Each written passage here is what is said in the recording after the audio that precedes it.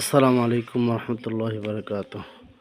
আজকে আমরা শিখব সূরাতুল হুমাযার বাকি অংশগুলো বানান করে সহকারে। আউযু বিল্লাহি মিনাশ শাইতানির রাজিম। বিসমিল্লাহির রহমানির রহিম। নুনের জবর বা মিখালি আলিফ না, রর পেশ, লামে তাশদীদ রুল, নারুল, লামে খারা জবর আলিফ লা, নারুল্লাহ, হারজে লামে জজম হিল, নারুল্লাহিল, মিমে পেশ ওয়ার জজম মু, মধ্যে তো ভাই একালি টানতে হবে। মু, কপে পেশ, কপে জবর ক, দালে জবর দা, কদা, তার পেশ তো কদা তো, নারুল্লাহিল মুকাদা, অক্ষ থাকার কারণে তা হা হয়ে যায়।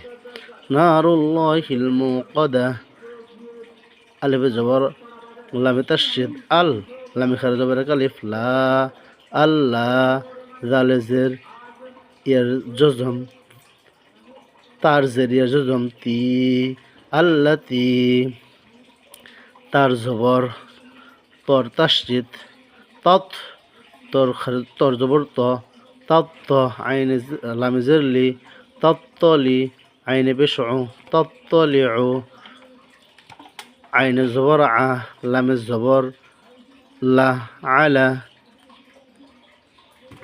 লাম দিয়ে এই লাম ধরতে হবে।